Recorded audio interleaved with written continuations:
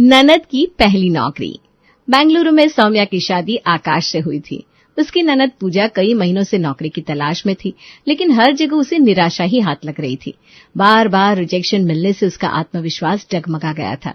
घर वालों की उम्मीदें, समाज की बातें और कोई भी इंटरव्यू क्रैक न कर पाना, ये सारी बातें मिलकर उसे बेचैन कर रहे थे। ओह माय गॉड, इस बार भी मेरा इंटरव्यू क्रैक नहीं हुआ। पता नहीं इस जन्म में मुझे जॉब मिल भी पाएगी कि नहीं। क्या हुआ पूजा? माँ, पता नहीं मुझे क्या हो गया है। मेरा कोई इंटरव्यू अच्छा नहीं जा रहा, और जो जाता है वहां मुझे ज्वाइनिंग से पहले ही डिस्क्वालीफाई कर देते हैं। अरे तो इसमें इतना परेशान होने वाली क्या बात है? तू अपनी भाभी से हेल्प ले ले, वो भी तो पढ़ी लिखी है। ठीक है माँ, मैं देखूंगी। एक शाम पूजा आंगन में उदास बैठी थी, तभी उसकी नजर काम कर रही अपनी भाभी सौम्या पर पड़ी। सौम्या पढ़ाई में हमेशा तेज रही थी और उसका कॉन्फिडेंस देखकर पूजा को लगा कि अगर कोई उसे इंटरव्यू क्रैक करने में मदद कर सकता है तो वो सौम्या ही है। लेकिन वो सीधे जाकर अपनी भाभी से मदद मांगने में झिझक रही थी। अगर भाभी मुझे सिखा दे तो शायद मैं भी इंटरव्यू क्रैक कर लूं। क्या हुआ पूजा, तुम मुझे ऐसे क्यों देख रही हो? भाभी, आप कितनी स्मार्ट है ना। कॉलेज में तो आप बेस्ट स्टूडेंट भी थी। अरे ये सब पुरानी बात है। अचानक मेरी तारीफ क्यों हो रही है भाई? बस यूं ही। वैसे भाभी, आपको लगता है कि मैं इंटरव्यू क्लियर कर सकती हूँ? बिल्कुल कर सकती हूँ, लेकिन उसके लिए तुमको बस सही गाइडेंस और कॉन्फिडेंस की जरूरत है। तो भाभी, क्या आप मेरी मदद करेंगी? हाँ बिल्कुल, लेकिन मेहनत तो तुम्हें खुद करनी होगी। मैं मेहनत करने के लिए तैयार हूँ भाभी। अब पूजा हर समय सौम्या के आसपास मंडराने लगी। वो उसकी हर बात पर हाँ में हाँ मिलाकर और उससे इमोशनली कनेक्ट रहने की कोशिश करने लगी। धीरे धीरे सौम्या को एहसास हुआ कि पूजा को सच में गाइडेंस की जरूरत है। लगता है पूजा सच में मुझसे सीखना चाहती है। भाभी, पता नहीं मेरा इंटरव्यू कब क्रैक होगा और मैं जॉब कर पाऊंगी। चिंता न करो पूजा, मैं तुमको कुछ बातें बता रही हूँ। अगर तुम उनको फॉलो करोगी ना तो 100% तुम्हारी जॉब लग जाएगी। अच्छा, सच में? बताओ ना भाभी। अब सौम्या ने पूजा को इंटरव्यू के लिए जरूरी टिप्स देना शुरू कर दिया। सही तरीके से बात करना, आत्मविश्वास बनाए रखना, ड्रेसिंग सेंस सुधारना, जिस कंपनी में इंटरव्यू देने जा रहे हो उस कंपनी के बारे में जानकारी होना और कठिन सवालों के जवाब तैयार करना। भाभी, आपके फैशन सेंस का कोई जवाब नहीं। काश मैं भी ऐसे कपड़े पहनना सीख पाती। अरे अगर तुम्हें सच में सीखना है तो मैं तुम्हारी मदद कर सकती हूँ। सीरियसली भाभी, प्लीज जल्दी बताओ ना। देखो, इंटरव्यू में कपड़े सिर्फ स्टाइल के लिए नहीं, कॉन्फिडेंस बढ़ाने के लिए भी होते हैं। क्या मतलब? मतलब ये कि जब तुम प्रोफेशनली दिखोगी तो लोग तुम्हें ज्यादा गंभीरता से लेंगे। समझ गई भाभी, अब मैं भी अपनी पर्सनालिटी पर काम करूंगी। अच्छा, अब ये बताओ, अगर इंटरव्यू में पूछा जाए कि तुम्हारी सबसे बड़ी कमजोरी क्या है तो तुम क्या कहोगी? शायद मैं बहुत इमोशनल हूँ। गलत जवाब। कमजोरी को कॉन्फिडेंस में बदलकर बताना सीखो। वो कैसे भाभी? देखो, जैसे मैं अपनी डेडलाइन को लेकर बहुत गंभीर हूँ, इसलिए कई बार खुद पर ज्यादा प्रेशर डाल लेती हूँ, लेकिन अब मैं इसे बैलेंस करना सीख रही हूँ। पूजा ने सौम्या से सब कुछ अच्छे से सीख लिया। अब उसने सौम्या की बताई एक कंपनी में इंटरव्यू दिया तो पहली बार में ही उसकी जॉब लग गई। घर में सब खुश थे। जॉब लगने से पूजा का आत्मविश्वास बढ़ गया और अब वो खुद को सेल्फ इंडिपेंडेंट समझने लगी। भाभी, मुझे नौकरी मिल गई। मैंने कहा था ना तुम कर सकती हो। अब तो मेरा करियर बन जाएगा। थैंक यू भाभी, अगर आपने गाइड नहीं किया होता तो मैं कभी सफल नहीं होती। ये तुम्हारी मेहनत थी पूजा, मैंने तो बस रास्ता दिखाया। चलो अब मिठाई बांटने का टाइम आ गया। अब कुछ ही हफ्तों में पूजा के व्यवहार में बदलाव आने लगा। अब वो घर के किसी भी छोटे मोटे काम में हाथ नहीं लगाती थी। वो बस अपने ऑफिस के काम और दोस्तों के साथ बिजी रहने लगी। पहले जो पूजा सौम्या के आगे पीछे घूमती थी, अब उसे ताने मारने लगी। पूजा, जरा सब्जी काटने में मेरी मदद करते बेटा। माँ, मुझे देर हो रही है, ऑफिस के लिए निकलना है। अरे पूजा, अब तो तुम मुझे भी बिल्कुल टाइम नहीं देती हो। भाभी, टाइम तो उन्हीं के पास होता है जो अपनी लाइफ में कुछ खास कर नहीं रहे होते हैं। पूजा की बात सुनकर सौम्या हैरान होकर चुप हो गई, लेकिन सविता को पूजा पर गुस्सा आया। पहले तो तुम्हें घर की हर बात पता रहती थी, अब क्या हो गया? माँ, जॉब करने का मतलब है कि मेरा टाइम अब सिर्फ मेरे लिए है। पूजा, जॉब का मतलब ये नहीं कि रिश्तों को भुला दिया जाए। भाभी, आप नहीं समझ पाएंगी, आप घर में रहती है ना। सौम्या चुप रह गई, लेकिन अंदर से उसे बहुत बुरा लग रहा था। पूजा को देखकर उसे यकीन नहीं हो रहा था कि ये वही लड़की है जो कुछ ही हफ्ते पहले तक उसकी तारीफें करते नहीं थकती थी। ये क्या हो गया? ये सच में वही पूजा है क्या? जॉब लगने के बाद इसका बोलने का ढंग ही बदल गया। अब तो ये ताने मारकर बात करने लगी है। जॉब लगने के बाद पूजा को लगने लगा कि हाउसवाइफ बनकर रहना बेकार है। अब उसे लगता था सौम्या ने अपनी जिंदगी बर्बाद कर दी है। वो हर बात पर सौम्या को ताने मारने लगी। भाभी, आप इतनी पढ़ाई करके भी घर में बैठी हैं, कुछ तो अपने करियर के बारे में सोचती। मुझे घर संभालना पसंद है पूजा, हर किसी की प्रायोरिटी अलग होती है। अरे भाभी, प्रायोरिटी नहीं, हिम्मत चाहिए कुछ करने के लिए। पूजा, तुमको शायद पता नहीं, पर घर संभालना बहुत हिम्मत का काम होता है। अरे छोड़ो, घर संभालने से तो बेहतर है कुछ कमाया जाए भाभी, कम से कम उससे अपनी पहचान तो बनती है। पहचान सिर्फ नौकरी से नहीं बनती पूजा, बल्कि इस बात से बनती है कि हम अपने रिश्तों को कैसे निभाते हैं। ओ भाभी, ये पुराने जमाने की बातें हैं। अब लड़कियां सिर्फ रिश्तों में नहीं उलझती, अपने करियर पर भी फोकस करती है। पूजा, हर किसी की सोच अलग होती है, घर संभालना भी एक जिम्मेदारी है। हाँ माँ, लेकिन अब जमाना बदल गया है। सौम्या उसकी बातों को इग्नोर कर देती थी, लेकिन पूजा के ताने अब रोज की बात हो गई थी। अब पूजा दूसरों के सामने भी सौम्या का मजाक उड़ाने लगी थी। एक दिन पड़ोसन कमला घर आई। वो पूजा की तरक्की की तारीफ करने लगी। सौम्या, तुम्हारी ननद तो बड़ी अफसर बन गई है। अरे नहीं आंटी, बस ठीक ठाक नौकरी मिल गई है। अरे बेटा, नौकरी छोटी बड़ी नहीं होती, मेहनत मायने रखती है। पूजा हंसते हुए सौम्या की तरफ देखती है और उसको ताना मारते हुए कमला से कहती है, हाँ आंटी, पर कुछ लोगों को मेहनत करने का शौक ही नहीं होता। वो बस अपने घर के कामों में ही एक्सपर्ट होते हैं। हर किसी की अपनी पसंद होती है। हाँ, लेकिन घर संभालना भी आसान काम नहीं है। अरे आंटी, आसान ना हो तो भी नौकरी से तो आसानी है ना। अरे छोड़ो ना आंटी, मैं अभी आपके लिए चाय बनाकर लाती हूँ। नहीं सौम्या बेटा, मैं तो चाय पीकर आई थी। कोई बात नहीं आंटी, ये भी तो आप ही का घर है। लगता है आज तू मुझे चाय पिलाकर ही मानेगी। अच्छा जा बना ला। सौम्या पूजा की बात को टालते हुए किचन में चाय बनाने चली जाती है, लेकिन उसके सास ससुर ये सब सुन रहे थे। उनके चेहरे पर पूजा की बात से चिंता साफ झलक रही थी। रात के खाने के बाद सविता और मोहनलाल पूजा को समझाने बैठे। पूजा, तेरी नौकरी लग गई अच्छी बात है, लेकिन इसका मतलब ये नहीं कि तू अपनी भाभी की इज्जत करना भूल जाए। माँ, मैं तो बस मजाक कर रही थी, भाभी को क्यों बुरा लगेगा? मजाक और ताने में फर्क होता है। सौम्या घर संभालती है तो इसका ये मतलब नहीं कि वो कुछ नहीं करती या नहीं कर सकती। पूजा, तुझे जब कुछ पता ही नहीं है तो ऐसे उल्टा सीधा मत बोला कर। मैंने ऐसा कब कहा पापा? तेरी बातें ही ऐसी ताने मारने वाली होती है, ये अच्छी आदत नहीं है बेटा। अच्छा माँ, अब इतना भी सीरियस मत होइए। तू बड़ी हो गई है, लेकिन तमीज से बात करना भी सीख ले। भाभी तेरी बड़ी बहन जैसी है। ठीक है ना पापा, आगे से ध्यान रखूंगी। सास ससुर ने ज्यादा कुछ नहीं कहा, लेकिन उनकी नाराजगी पूजा को महसूस हो रही थी। अब पूजा का व्यवहार और बिगड़ने लगा। अब वो अकेले में भी सौम्या को ताने मारने लगी थी। सुनो भाभी, आपको अच्छे से रोटियां बेलनी आती है ना? क्यों, मेरे खाने से तुम्हें कोई दिक्कत हुई है क्या? नहीं, लेकिन कल मेरे बॉस घर पर डिनर करने आ रहा है, तो उनके लिए कुछ अच्छा सा बना लेना।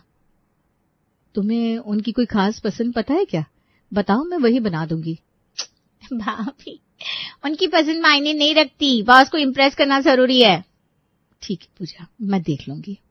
हाँ, और सुनो भाभी, बॉस के लिए खाना थोड़ा मॉडर्न स्टाइल में बनाना, तुम्हारा देसी टच मत रखना, समझी? समझ गए। कोई और बात रह गई हो तो वो भी बता दो, फिर मैं अपना काम खत्म कर लूं।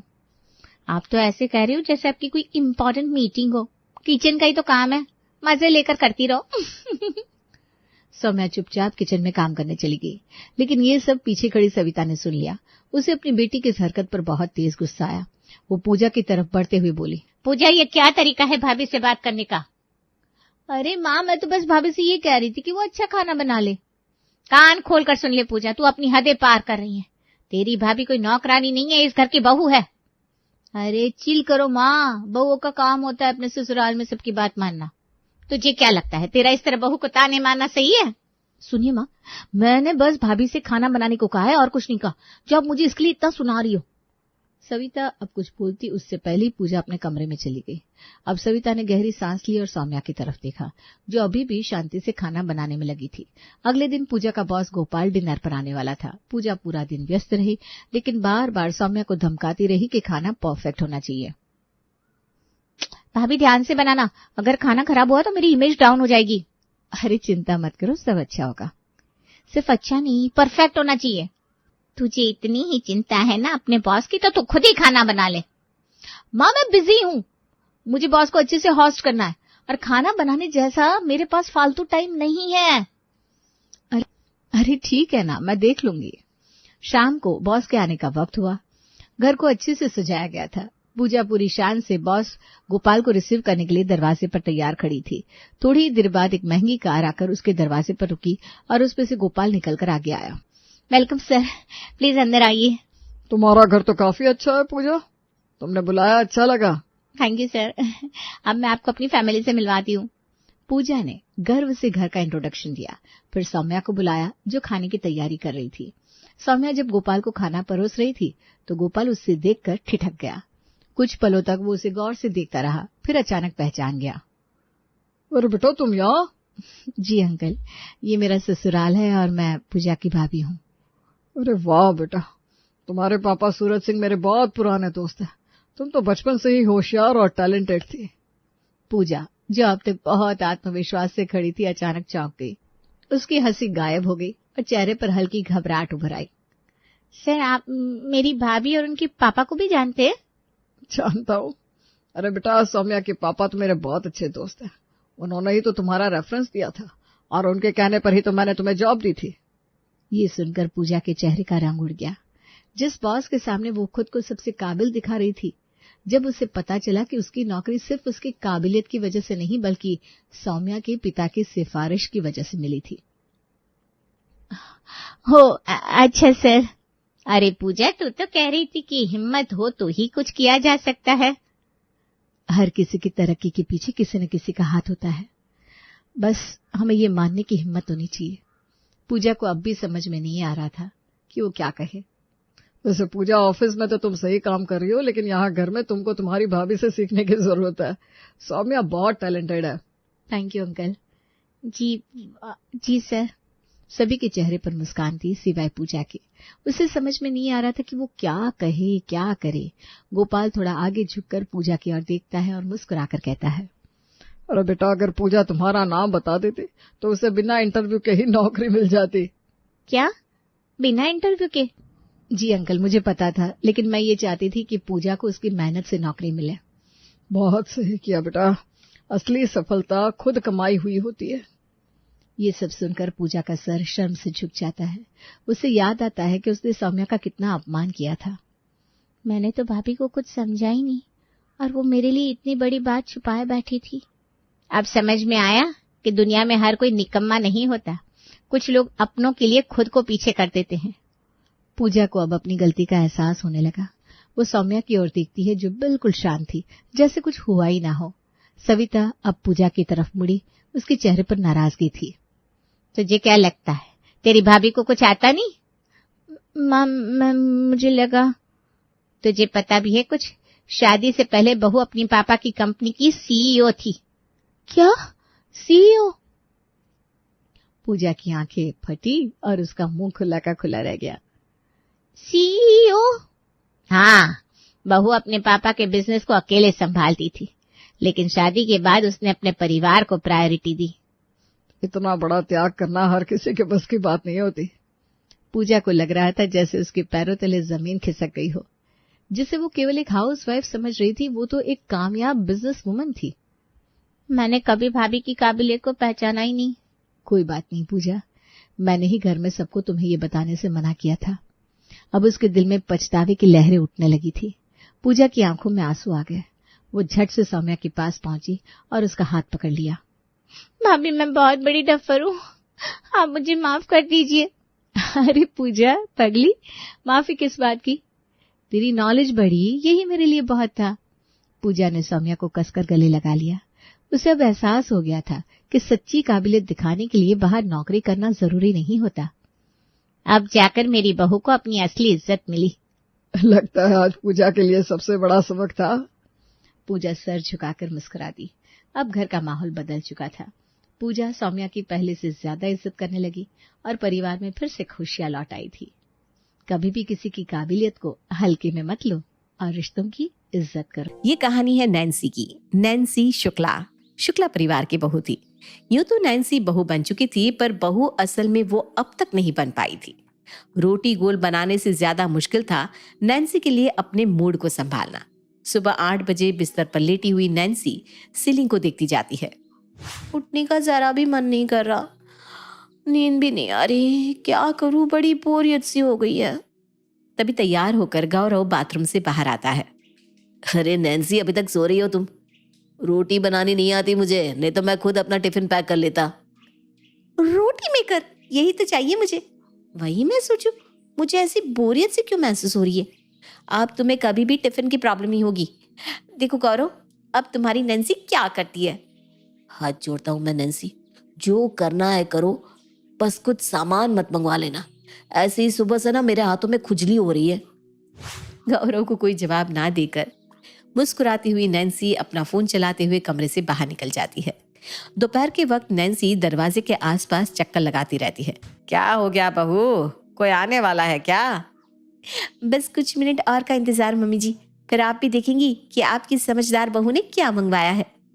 और 2-4 मिनट के अंदर ही दरवाजे पर आकर खड़ा हो जाता है एक डिलीवरी बॉय, हाथ में एक बड़ा सा डब्बा लिए। नैन्सी डिलीवरी बॉय से उस डब्बे को लेकर खोलती है और उसमें क्या होता है, आइए देखते हैं। ये वॉशिंग मशीन क्यों मंगवा ली बहू, और वो भी इतनी छोटी सी है? तो हमारे घर में वॉशिंग मशीन। ये वॉशिंग मशीन नहीं है मम्मी जी, ये है पोलो द रोटी मेकर। जापानी तकनीक से बना ये रोटी मेकर, जिसमें सिर्फ सूखा आटा और पानी डालने पर से रोटी अपने आप बनकर सिक कर बाहर निकल कर आती है। अब मान लीजिए किसी दिन मैं घर पर ना रहूं तो आपको, पापा जी या गौरव को रोटी की दिक्कत तो नहीं होगी ना? वैसे तुझे इस घर में आए हुए 1 महीना हो गया बहू, पर आज तक ऐसे भी मैंने तेरे हाथ की रोटी नहीं चखी है, तो रोटी की तो दिक्कत ही क्या होगी बहू। तो आप चख लीजिए ना पापा जी, अभी मैं रोटी मेकर से रोटियां बना देती हूँ। और जैसे ही नैन्सी रोटी मेकर में सूखा आटा और पानी डालती है, एक स्पार्क के साथ रोटी मेकर ब्लास्ट हो जाता है। राकेश और प्रभा के मुंह पर कालिख लग जाती है। ये क्या था बहू? ब्लास्ट के कारण राकेश और प्रभा के चेहरे पर कालिख लगती है और दोनों के बाल खड़े हो जाते हैं। करंट के कारण अपनी सास की खड़ी चोटी को नैन्सी नीचे करती हुई उन्हें पकड़कर सोफे पर बिठाती है। कुछ तो बोलिए मम्मी जी, मैं डॉक्टर को बुलाऊं क्या? अब और क्या खर्चा करना बाकी है बहू? 15,000 का चूना तो लगा दिया तूने। तेरे हाथ में बड़ी खुजली थी ना, फूंक दिए पैसे। ऐसा सामान मंगवाया जो चालू होने के पहले ही ब्लास्ट हो गया। अब फोन कर उस डिलीवरी वाले को और बोल उसे अपना ये रोटी मेकर लेकर जाए और हमारे पैसे लौटा दे। हमें नहीं चाहिए ये रोटी मेकर। मैं पहले ही कहती थी, कुछ चीजों में ज्यादा एडवांस होना अच्छा नहीं लगता। बढ़ती दुनिया के साथ एडवांस होना पड़ता है मम्मी जी।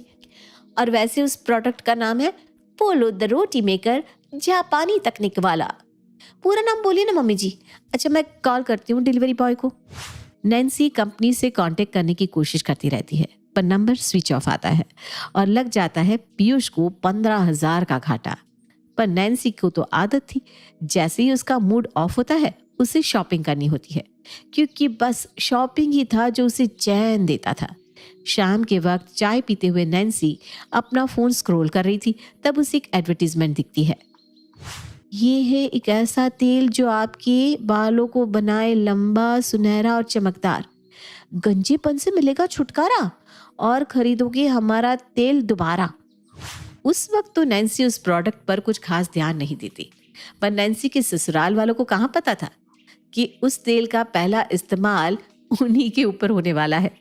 रात के वक्त जब सभी टेबल पर बैठे हुए थे, पीयूष के खाने की प्लेट से एक लंबा सा बाल निकलता है। दिन भर में 75 चीजों में पैसे बर्बाद करती हो। तुम एक हेयर बैंड मंगवा कर अपने बालों में लगा ही लेती, कम से कम तुम्हारे सर का बाल मेरे खाने में तो नहीं गिरता। पर आपको कैसे पता ये मेरा ही बाल है? वो पापा जी का भी तो हो सकता है। सोच कर तो बोला कर बहू, मेरे माथे में मुश्किल से 4 बाल है, उसमें से कौन सा बाल गिर जाएगा पीयूष के प्लेट में, वो भी इतना लंबा। और तेरी सास के बाल तो सफेद है और ये है काला बाल। इतना लंबे बाल तो इस घर में तेरे ही है, ये तेरा ही बाल है। एक तो रेस्टोरेंट से खाना मंगवाकर आप सभी की प्लेट में डालकर परोस दिया मैंने, उस पर भी आप लोगों को मेरी एक बात से भी प्रॉब्लम हो रही है। आपको तो सोचना चाहिए कि कितनी टेंशन पाल रखी है मैंने कि मेरे बाल झड़ने लगे हैं। कल को मैं गंजी हो गई तो? वो सब तो ठीक है, पर तुमने ये क्या कहा, रेस्टोरेंट से खाना मंगवाया है? ऐसी क्या खुजली है यार तुम्हारे हाथों में? इतना क्या खर्चा करना नैन्सी? जैसे आपको कुछ पता ही नहीं। आज सुबह रोटी मेकर खराब हो गया था ना, जिसे देखकर मेरा मूड ऑफ हो गया। तो मूड को अच्छा करने के लिए मैंने अपने फेवरेट रेस्टोरेंट से खाना मंगवा लिया। अब मैं सिर्फ अपने लिए मंगवाती तो आप कहते तुम मम्मी जी और पापा जी का ध्यान नहीं रखती। तो मैंने सभी के लिए डिनर मंगवा लिया। गलत किया क्या?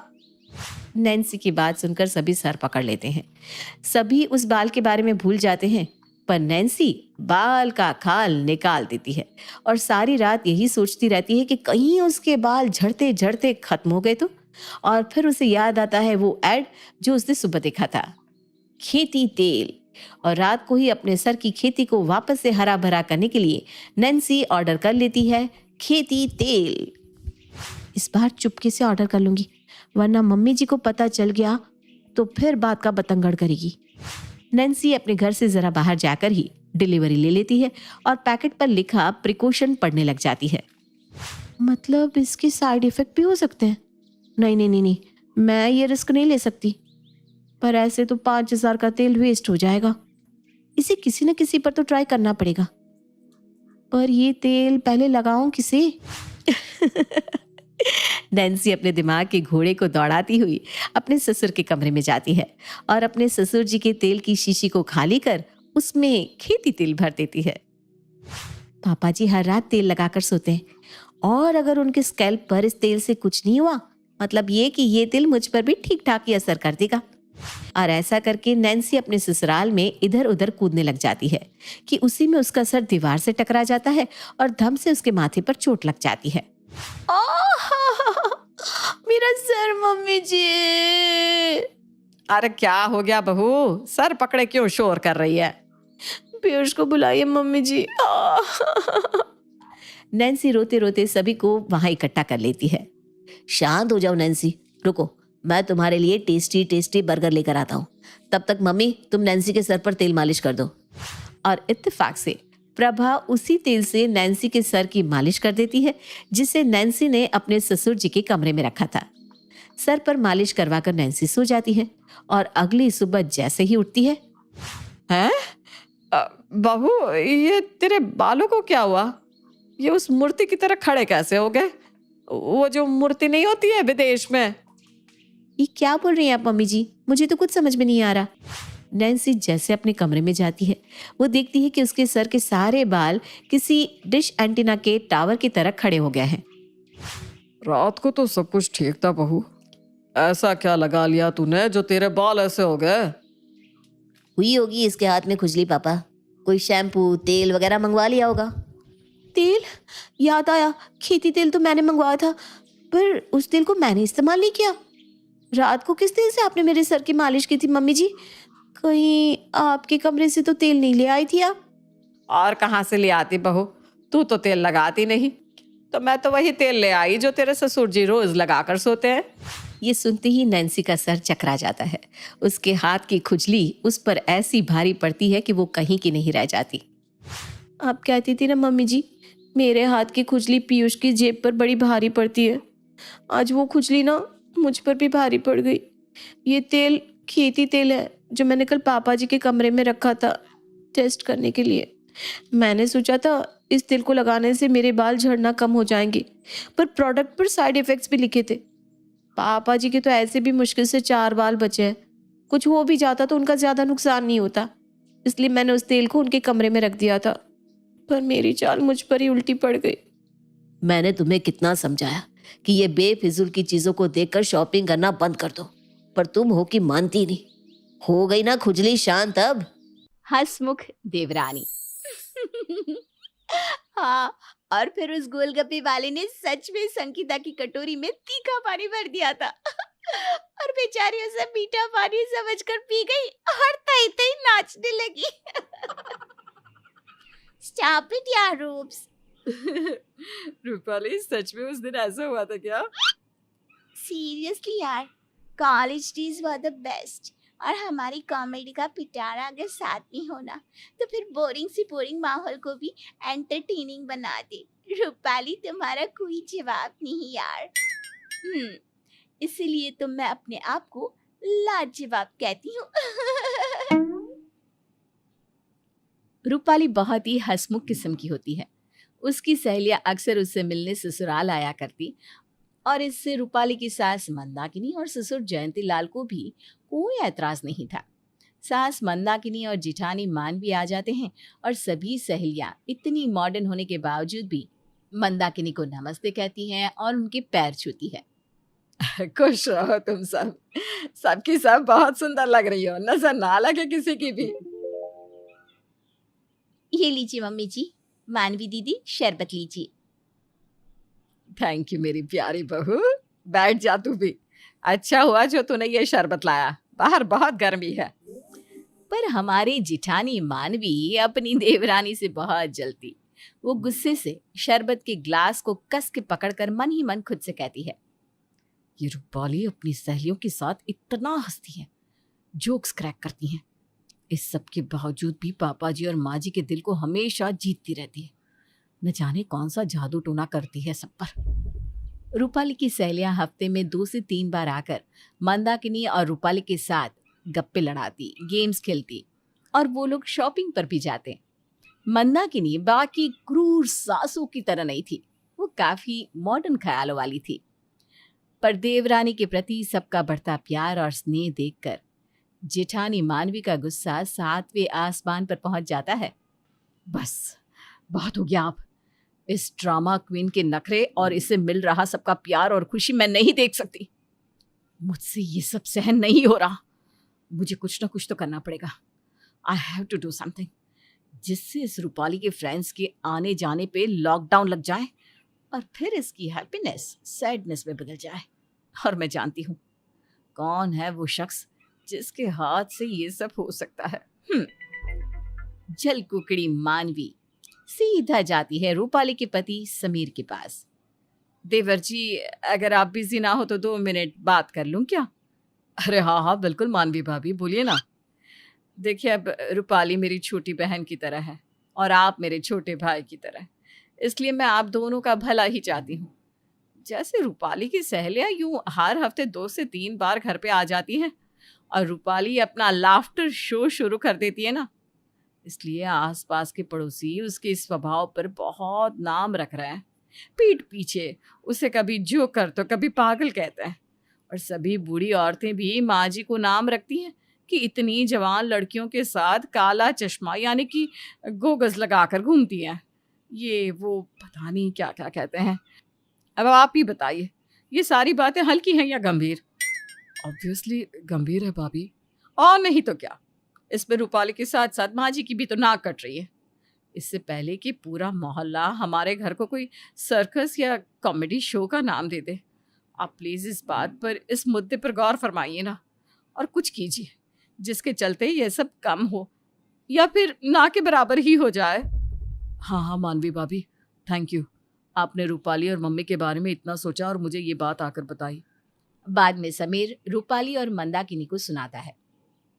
मैंने कह दिया ना एक बार, आज के बाद तुम्हारी सहेलियां मुझे इस घर में नहीं दिखनी चाहिए।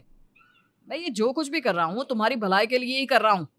मुझे किसी पागल कुत्ते ने नहीं काटा है। आई थिंक काट लिया है सच में, वरना तुम इतने वियर्ड तरीके से बर्ताव करते ही नहीं। अरे क्या भलाई, सारे मोहल्ले वाले मेरी तारीफ करते हैं, मुझसे इतना प्यार करते हैं मेरे इतने हैप्पी नेचर के लिए। रूपाली, वो सब तुम्हारे सामने तुम्हारे बारे में अच्छी अच्छी मीठी मीठी बातें करते हैं, लेकिन तुम्हारे पीठ पीछे वो लोग तुम्हारे बारे में बहुत गंदा बोलते हैं। अपने साथ साथ मेरी माँ का भी नाम खराब करना चाहती हो क्या? लेकिन समीर बेटो। नहीं पापा, आप प्लीज आज अपना भाषण अपने पास ही रखिए। मैं जानता हूँ कि मैं जो कुछ भी कर रहा हूँ सही कर रहा हूँ। समीर अब रूपाली की सहेलियों का आना जाना हमेशा के लिए बंद करवा देता है और रूपाली को दुखी और उदास देखकर मानवी को बहुत खुशी होती है। फाइनली मेरी हंसमुख देवरानी की हंसी चली गई। अब पड़ी रहे घर में अकेली और काम कर, तू इसी लायक है। बहुत हंस ली, अब थोड़े और सुबह फिर मेरे कलेजे को ठंडक पड़ेगी। मानवी की चाल कामयाब हो ही गई। वहीं बेचारी रूपाली अपनी सहेलियों को रोज मिस करती। वो चाहते हुए भी उन्हें अपने घर नहीं बुला सकती थी। समय गुजरता जाता है। मानवी प्रेग्नेंट होती है और अपने 7वें महीने में होती है। एक रात उसका दर्द बहुत बढ़ जाता है और उसे हॉस्पिटल में ले जाया जाता है। डॉक्टर की फीस और दवाइयों का बहुत सारा खर्चा होता है। हॉस्पिटल की फीस बहुत महंगी थी क्योंकि वो हॉस्पिटल काफी बड़ा और नामी होता है। मानवी का पति सुभाष पैसों को जोड़ नहीं पाता। हाय निहार, सुनना, मुझे कुछ पैसों की जरूरत थी अर्जेंटली। क्या तुम मुझे पैसे भेज पाएगा? नहीं क्या? ओके ठीक है, कोई ना। हेलो जिग्नेश भाई, मुझे ना पैसों की अर्जेंट नीड है। मानवी को अचानक से दर्द होने लग गया। लास्ट वीक गोद भरा इतनी ग्रैंड की कि सारे पैसे उस पे खत्म हो गए। प्लीज अगर हो सके तो। नहीं क्या? ठीक है। अरे सॉरी मत बोल, इट्स ऑल राइट यार। सुभाष बहुत घबरा जाता है, परेशान हो जाता है। क्या करूं? समीर और रूपाली के पास थोड़े पैसे थे लेकिन वो भी कम पड़ेंगे। सारे दोस्तों को फोन मिला लिया लेकिन किसी के पास पैसे नहीं है। मम्मी पापा को तो कोई सवाल ही नहीं क्योंकि वो दोनों तो खुद ही मुझ पर डिपेंडेंट है। हॉस्पिटल में रूपाली सुभाष और मानवी के लिए टिफिन लेकर आती है। साथ ही समीर, मंदाकिनी और जयंती लाल भी आते हैं। सुभाष बेटा, क्या हुआ? क्या बोले डॉक्टर साहब? कोई चिंता वाली बात तो नहीं ना? अभी तक तो डॉक्टर्स ने कुछ बताया नहीं, बस एडमिट किया है और दवाइयाँ और बाकी मेडिकल चीज़ों की मांग की है, सलाइन एंड ऑल। बेटा, तूने पैसों का बंदोबस्त किया? हुआ कुछ? नहीं पापा, मैंने बहुत कोशिश की लेकिन किसी के पास पैसे नहीं है। पैसे कम पड़ रहे हैं, मुझे तो बहुत टेंशन हो रही है। तभी अपने हाथ का टिफिन साइड में रखकर रूपाली हॉस्पिटल के बाहर आकर अपनी सहेली अंकिता को कॉल करती है। अंकिता, तेरे पास अगर कुछ पैसे हो तो तू फौरन मेरी मदद कर सकती है क्या? मेरी जिठानी है ना मानवी दीदी, उन्हें एडमिट किया है और उनके बिल्स और बाकी खर्चे के लिए पैसे बहुत कम पड़ रहे हैं। ओफो रूप्स यार, तू तो मेरी बहन जैसी है। तू बेझिझक हो जा और अपने ससुराल वालों को भी बोल दे टेंशन फ्री रहने के लिए। मैं अपने हस्बैंड आदिल के साथ आ रही हूँ वहाँ हॉस्पिटल में। मुझे अभी की अभी एड्रेस टेक्स्ट कर। हाँ, थैंक यू सो मच, आजा जल्दी। थोड़ी देर बाद अंकिता और आदिल दोनों भी पैसे लेकर हॉस्पिटल पहुंचते हैं। सभी उन दोनों का धन्यवाद करते हैं। Thank you so much Ankita ji, Adil ji. इस मुसीबत भरे समय में आप दोनों ने मेरी मदद की, मैं ये जिंदगी भर नहीं भूलूंगा। नेक्स्ट मंथ तक मैं आपके पैसे लौटा दूंगा। अरे आप पैसों की चिंता मत कीजिए, आप अपनी वाइफ की सेहत का ध्यान रखिए। और वैसे भी रूप्स तो हमारी जान है, उसके लिए तो जान भी दे देंगे। Love you Roops. मानवी की तबीयत ठीक हो जाती है और वो घर लौट आती है और सब कुछ जानने के बाद उसकी आंखों में आंसू आ जाते हैं। उसे अपनी गलती का एहसास हो जाता है। उसे ये समझ में आ जाता है कि सोशल सर्कल, सहेलियां, पहचान और कॉन्टेक्ट्स होना कितना ज़रूरी होता है जीवन में। और वो बिना कुछ कहे बस रूपाली को कस के गले लगा लेती है और रोती है।